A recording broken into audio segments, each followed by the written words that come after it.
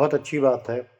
देखिए, अगर आदमी अक्ल का इस्तेमाल करेगा तो जिसके पास अक्ल होगी वो क्रिएटर का इनकार कर ही नहीं सकता, क्योंकि खुद अपने आप को देखकर, इस पूरी यूनिवर्स को देखकर, इसके अंदर पाई जाने वाली तमाम चीज़ों को देखकर, अपने वजूद को देखकर वो क्या करेगा, वो क्रिएटर का इनकार नहीं करेगा। यानी बनी हुई चीज़ों को देखकर बनाने वाले का इनकार करना ये अक्लमंदी नहीं है।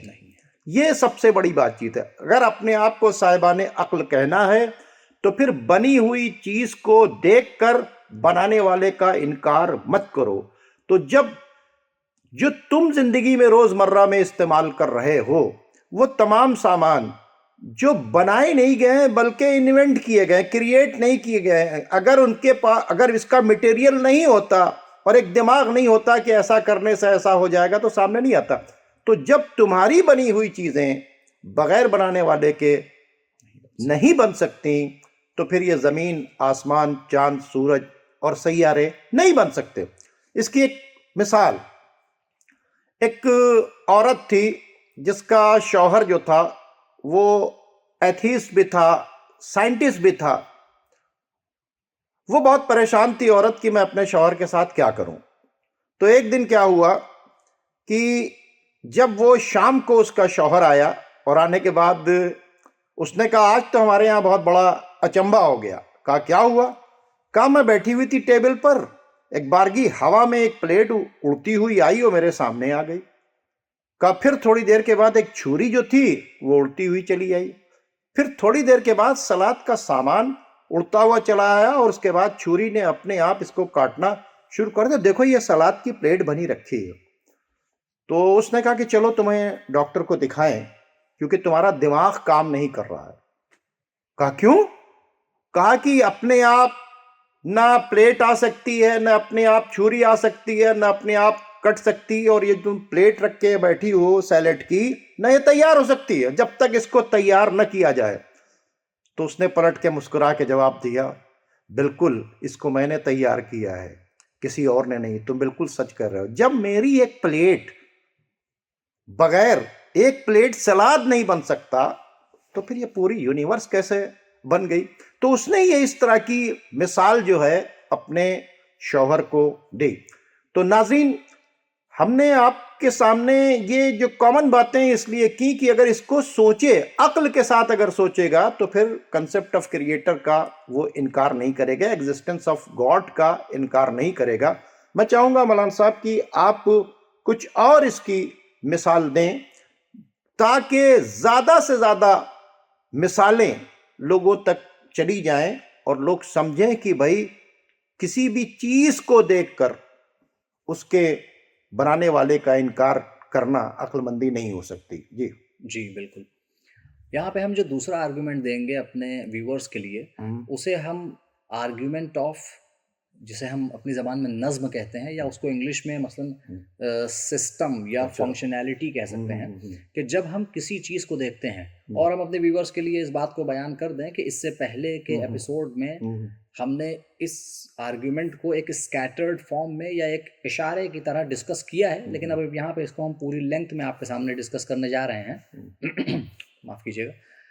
ये आर्गुमेंट ये कहता है कि जब हम किसी सिस्टम को देखते हैं, सिस्टम का मतलब क्या है कि कोई एक ऐसी बॉडी जहां एक से ज्यादा कंपोनेंट एक दूसरे के साथ मिलकर काम कर रहे हों, इस तरह से कि उनके फंक्शनैलिटीज आपस में अलाइंड हों और इस वजह से उसमें किसी किस्म का कोई क्लैश ना हो। जिस तरह से कार के अंदर जैसे एक कार इंजन भी है ना, एक इंसान जब उसको पहिया भी ऑन है। करता है जी, तो जी। वो ऑन हो जाती है। देखिए सिस्टम की आपस में हम आहंगी जिसे हम कहते हैं, यानी सिंक्रोनाइज्ड हैं। ऐसा नहीं है कि वो ऑन किए बगैर कहे कि ये देखिए आपका सिस्टम ही हमने फेल कर दिया, बिना ऑन करे हमने स्टार्ट कर दिया, और देखिए बिना ब्रेक लगाए हमने एक्सेलरेटर से। नहीं, जो सिस्टम है वैसे ही सिस्टम चलेगा और आपस में सिंक्रोनाइज्ड होगा। ब्रेक लगाएंगे तो फिर अब एक्सेलरेटर पर आप जितना भी दबाव डालिए गाड़ी आगे नहीं बढ़ेगी। एक्सेलरेटर पर पैर रखेंगे तो गाड़ी ऐसा नहीं है कि अपनी जगह पर खड़ी रहे, प्रोवाइडेड कि आपकी कार की सारी फंक्शनैलिटी सही हों। तो जैसे एक कार की मिसाल हो गई, उसमें एक ही वक्त में कई एक कंपोनेंट्स साइमल्टेनियसली काम कर रहे होते हैं, इसे हम कहते हैं सिस्टम। खुद हमारी ह्यूमन बॉडी, बहुत से ऐसे काम है कि जो हम वॉलेंटरली कर रहे हैं और बहुत कुछ है कि जो इनवॉलेंटरली हो रहा है, जैसे कि सांस का आना जाना, जैसे कि हमारे दिल का धड़कना, जैसे कि हमारे ब्रेन में थाउजेंड्स ऑफ फंक्शंस एक ही वक्त में चल रहे हैं, है ना। इस तरह से आपकी घड़ी हो गई, आपका मोबाइल फ़ोन, कैलकुलेटर वगैरह वगैरह, कंप्यूटर हो गया, सबसे बड़ी मिसाल आज के दौर की।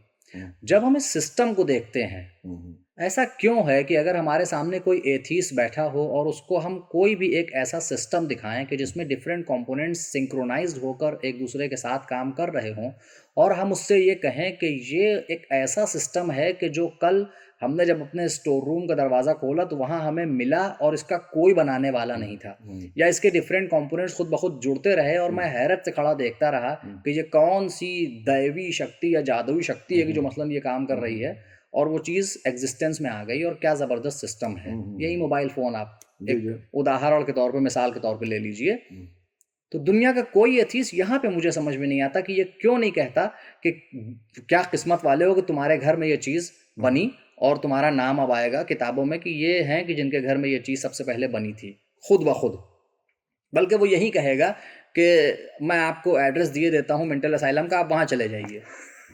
वो यही कहेगा, या कम से कम मेरी अक्ल पे मातम करेगा। उसको अफसोस होगा कि ये कौन बेवकूफ़ आदमी है जिसके साथ मैं अपना वक्त बर्बाद कर रहा हूँ। लेकिन इस कॉस्मोस को देखने के बाद कि जिससे बड़ा कोई सिस्टम तसव्वुर नहीं किया जा सकता, बहुत अच्छी बात कर रहे हैं, इतना बड़ा सिस्टम कि जहां हम डिस्टेंस को किलोमीटर्स पर आवर में नहीं बल्कि लाइट ईयर्स में नापते हैं। कि फॉर एग्जांपल एक प्लैनेट की दूसरे प्लैनेट से, या एक हेवनली बॉडी की दूसरे हेवनली बॉडी से फॉर एग्जांपल 300 लाइट ईयर्स दूरी है, और एक लाइट ईयर उस डिस्टेंस को कहते हैं जो लाइट, जो कि जहां तक मुझे सही याद आ रहा है कि यानी 3.8 इंटू 10 टू द पावर 6 और 8 what ever, I am sorry, लेकिन इतना फासला लाइट, आप लाइट की स्पीड सोचिए और फिर 365 डेज वो लाइट चलती रहे, तो ये एक साल का डिस्टेंस है। अब 300 लाइट ईयर्स सिर्फ हम बस सोच सकते हैं, इतना फासला है, इतना बड़ा ये सिस्टम है, सोचिए। और उसके बाद इस सिस्टम में हमें ये नज्म नजर आता है, ये यानी खुद इस सिस्टम में ये सिस्टम नजर आता है कि फंक्शनैलिटीज हैं, ऑर्बिट्स में हर प्लैनेट अपनी घूम रहा है, सन सेंटर है उसका, इस तरह के कितने सोलर सिस्टम हैं, हर प्लैनेट की अपनी सैटेलाइट्स हैं, फिर उसके बाद डिफरेंट गैलेक्सीज हैं, हम खुद आकाश गंगा में हैं, इस तरह की कितनी गैलेक्सीज हैं, क्या क्या है। कभी आज तक हमने नहीं देखा कि कोई कोलिजन रिपोर्ट आई हो और दरहम बरहम हो गया हो ये सिस्टम। क्या हमारी अक्ल खुद इस बात की हमें दावत नहीं देती कि इतने बड़े सिस्टम को देखकर, जैसे कि छोटे से सिस्टम को देखकर हम एक क्रिएटर की तरफ जाते हैं, मोबाइल का क्रिएटर, लैपटॉप का क्रिएटर, कैमरे का क्रिएटर, कार का क्रिएटर, तो इस कायनात का क्या कोई क्रिएटर नहीं है? मैं तो ये कहूँगा कि अगर कोई इसका इनकार कर रहा है तो वो एक बार मेंटल असाइलम ज़रूर चला जाए। बहुत अच्छी बात कही आपने, बहुत ही आसानी से। और लोगों को देखिए, असल में क्या है, लोगों को हमें सोचने पर मजबूर करना है जी, क्योंकि हमको कुरान में बार बार ये कहा है कि अफला याकलून, क्यों अक्ल का इस्तेमाल नहीं करते जी, अफला यतफक्करून, क्यों फिक्र नहीं करते, अफला यतदब्बरून अल कुरान अम अला कुलूबिन अक़फ़ालुहा, क्या तुम्हारे सोचने और समझने की सलाहियतों पर ताले पड़े हुए हैं जी। तो ऊपर वाले ने हमको अक्ल देकर भेजा, हमको फिक्र करने के लिए भेजा, और हमको गहराई में जाकर चीज़ों को, और इसी वास्ते हमसे कहा गया है कि मेरी बनाई हुई ज़मीन पर गौर करो, आसमान पर गौर करो, चांद पर गौर करो, ज़र्रे से लेकर फैली हुई कायनात पर अगर हम गौर करते हैं तो एक ज़र्रे के अंदर भी इलेक्ट्रॉन, प्रोटॉन, न्यूट्रॉन घूम रहे हैं, और एक पूरी यूनिवर्स को देखें तो उसके अंदर आप देखें कि क्या कुछ नहीं है, और सब एक प्रॉपर फंक्शन के साथ अपना काम कर रहे हैं। इतना बड़ा डिजाइन, इतनी जबरदस्त चीज जो इंसान के बस के बाहर है, कोई इसका बनाने वाला नहीं। अमेरिका भी नहीं कहता, रशिया भी नहीं कहता, चाइना भी नहीं कहता, दुनिया में कोई इंटेलेक्चुअल खड़ा होकर नहीं कहता कि ना इसे किसी इंसान ने बनाया है। लेकिन उसके बावजूद भी जिसने इस पूरी यूनिवर्स को बनाया है उसका इनकार किया जाता है। ये बड़े अफसोस की बातचीत है। मैं चाहूँगा कि आप हमारे नाजरीन को कुछ और मिसाल दें कंसेप्ट ऑफ क्रिएटर से रिलेटेड, ताकि हम लोगों को यानी उसके बनाए हुए क्रिएशन को उसके क्रिएटर से जोड़े। यानी वो इंसान जिसको अल्लाह ने इतना सब कुछ दिया है वो फिर उससे जुड़े, और जुड़ने के बाद वो ये सोचने की कोशिश करे कि आखिर उसको क्यों बनाया गया है, किसने बनाया है और क्यों बनाया गया है। जी मैं चाहूँगा कि अपनी बात को, चूंकि हम लोग बात कर रहे हैं, ये कोई सवाल जवाब का बात नहीं, एक डिस्कशन इसलिए हो रही है कि इसको सुनने के बाद लोगों की अक्ल खुले और कंसेप्ट ऑफ क्रिएटर का, क्रिएशन और क्रिएटर का फर्क समझ में आ जाए। जी मैं चाहूँगा कंटिन्यू करें। जी, तो आपका जो सवाल था कि हमें किसने बनाया और क्यों बनाया, अब इस पॉइंट पर हम अगर आ जाएं तो जाहिर है कि ये बहुत ही इम्पॉर्टेंट क्वेश्चन है, और उससे ज़्यादा इम्पॉर्टेंट ये है कि इसका जवाब, क्योंकि ख़ुद इसका जवाब भी बहुत ज़रूरी भी है, और बहुत ही यानी ये एक ऐसा जवाब है कि जिसको आसान शब्दों में हमारे व्यूवर्स तक हम चाहेंगे कि इसको पहुंचाएं। मैं अपने हिसाब से, अपनी इतनी मेरी पॉसिबल कैपेबिलिटी है, मैं कोशिश करता हूं। देखिए, महसूस होने वाली जो बातें होती हैं उनसे जो अक्ल की बातें हैं वो बयान की जाती, उनके ज़रिए से, उनके यानी मदद से। और यही तरीक़ा आप अगर जाकर अपनी रिलीजियस, आप अगर हिंदू हैं तो वेद और कुरान को जाके पढ़ें, अगर आप मुस्लिम हैं तो कुरान को जाके पढ़ें, और आप अगर क्रिश्चियन हैं तो बाइबल को जाके पढ़ें, और जिस मज़हब में भी आपकी जो किताब है, जो आपका ग्रंथ है, उसको आप जाके पढ़ें, तो वहाँ पर मिसालों के ज़रिए से बातों को आसान करके बताया गया है, इसलिए कि मिसाल को हम महसूस कर सकते हैं, और जो अक्ल में आने वाली बात है उसको हम इन मिसालों के ज़रिए से समझ सकते हैं, जिसे हम कहते हैं कि माकूलात को महसूसात के ज़रिए बयान करना। अब आप देखिए, आप खुद जब किसी चीज़ को क्रिएट करते हैं, शौकत अंकल आप बताइए, जब आप किसी चीज़ को क्रिएट करते हैं तो आप उस वक्त उसके क्रिएटर हैं। आप ये चाहते हैं कि आपका जितना भी टैलेंट है, आपके उस टैलेंट को आप अपने क्रिएशन में पूरी तरह से चाहते हैं कि मैनिफेस्ट हो जाए, यानी उभर के सामने आ जाए। जैसे कि एक शख्स है, वो आर्टिस्ट है, आर्टिस्ट को कोई देखने नहीं आ रहा है, लोग जानते हैं कि ये किसने बनाई है, लेकिन लोगों की तवज्जो उसकी पेंटिंग की तरफ होती है। वो ये चाहता है कि मैं अपनी इस पेंटिंग में ऐसे ऐसे कलर्स भर दूं और उनका ऐसा बेहतरीन कॉम्बिनेशन सामने ला के रखूं कि देखने वाला मुझसे मिले बगैर मेरे टैलेंट से मुलाकात कर ले।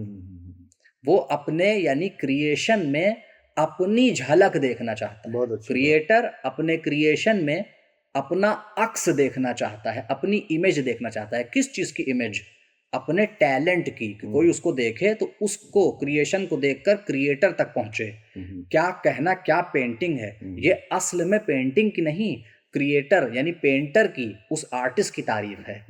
इसी तरह से जब हमने ये जान लिया अब तक जो हमने आर्गुमेंट्स दिए कि यकीनन इस दुनिया का एक क्रिएटर है, हालांकि मैं यहाँ पे बस 5 सेकंड लेके कह दूं कि क्रिएटर नहीं है इसके लिए सारे प्रूफ देने की जरूरत है। क्रिएटर है, ये एक ऐसी रियलिटी है कि जिसके लिए प्रूफ, जैसे हम आपसे कहें, गिन नहीं सकता, जैसे हम आपसे कहें कि आप हैं तो आप कहेंगे हाँ हैं, तो प्रूफ क्या है? कहेंगे हम हैं, यही प्रूफ है। बहुत अच्छी बात है। हम किसी और के लिए नहीं, मेरे लिए मैं हूं, इसका क्या प्रूफ है? मैं हूं, यही प्रूफ है। बहुत तो वैसे ही है कि जब क्रिएटर की बात आती है, बहरहाल जो हमारे व्यूवर्स में अगर कोई एथीस्ट हैं तो वो इस चीज़ को हो सकता है कबूल ना करें, उनके लिए आर्गुमेंट्स ना हो, और जो उनके अपने आर्गुमेंट्स से बाद में हम उस पर भी आएंगे अगले एपिसोड्स में।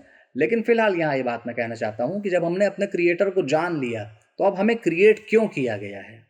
इसलिए क्रिएट किया गया है। सारे धर्मों की जो हमारे ग्रंथों में बातें हैं, मैं ये नहीं कह रहा कि मैंने सारे ग्रंथों को शुरू से आखिर तक पढ़ा है, मगर जो जाना है उसका मैं आपके सामने निचोड़ और खुलासा, जिसे हम कहते हैं संक्षेप, मैं आपके सामने बयान कर रहा हूँ।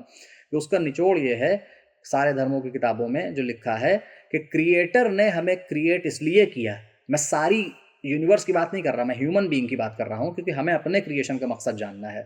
हमें इसलिए क्रिएट किया ताकि जो उस क्रिएटर के पास कमालात हैं, जो टैलेंट्स हैं, जो कि उसके अंदर कैपेबिलिटीज़ हैं, वो उसकी क्रिएशन में उसको नज़र आए।